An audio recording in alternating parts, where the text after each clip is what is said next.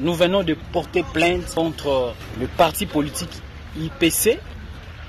Vous avez suivi son secrétaire général et nous disons, nous sommes dans le droit de le faire. Parce qu'il a tenu des propos désobligeants, l'outrage à l'officier qui constitue une infraction. Nous avons de preuves et que nous insistons encore une fois que la plupart des gardes du corps de son président Thomas Lubanga, de ses partis politiques, sont les leaders des groupes armés Zaïre. D'ailleurs, nous avons actuellement droit de le dire et que le groupe armé Zaïre barre IPC. C'est parce que tous les leaders ou la majorité des leaders de ces groupes armés sont bel et bien membres de IPC.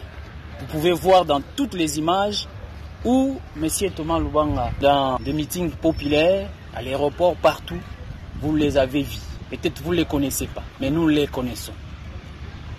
Et donc, voilà la raison pour laquelle nous venons de porter plainte contre le secrétaire général de l'IPC, lui qui nous a promis, et nous le faisons. Et ça, c'est un message que nous voulons lancer. D'ailleurs, nous les conseillons de cesser avec cette politique de la grenouille gonflée qui ne tient plus debout.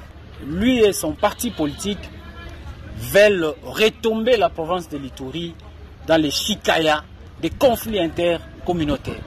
Et donc, il doit se préparer parce que trop c'est trop. On ne peut pas continuer à menacer la République. On ne peut plus continuer à tenir des propos désobligeants à l'armée et aux officiers qui sont déployés ici en Ituri pour combattre et donner de leur vie afin que l'Ituri retrouve la paix que nous vivons déjà actuellement. Et donc, personne ne pourra faire retomber la province de l'Ituri dans des conflits intergroupes armés.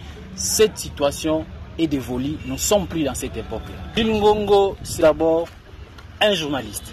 Et si je dénonce et si je parle ainsi, c'est-à-dire nous avons de preuves. Et comme lui, il a parlé de Jules Ngongo, je viens aussi.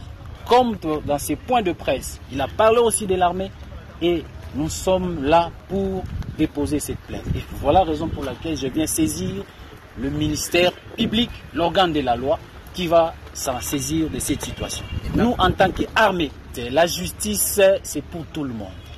Et la justice doit faire son travail. Et si moi, je suis fautif, la justice fera son travail. Mais je ne pense pas parce que j'ai dénoncé et nous continuons à sensibiliser que ces gens doivent revenir à la raison. Et comme nous l'avons dit, l'ère du changement est arrivée. S'ils ne veulent pas changer, les changements vont les changer. Nous sommes à cette époque où la loi doit primer sur nos pensées communautaires, nos pensées politiciennes. Cette époque-là est passée. Nous sommes au moment où nous cherchons la paix. Et cette paix doit être retrouvée en province de l'Ituri. Et tout celui qui arrivera pour chambouler cette paix, mettre en mal notre ligne tracée pour retrouver la paix, il va retrouver la justice sur son chemin. Parce que la justice, c'est le marteau du commandement. La justice élève une nation. Alors je pense que c'est un droit pour tout Congolais et pour tout militaire qui est lésé doit porter plainte pour que la justice soit le maître du terrain. Moi, je fais la mienne et c'est fini.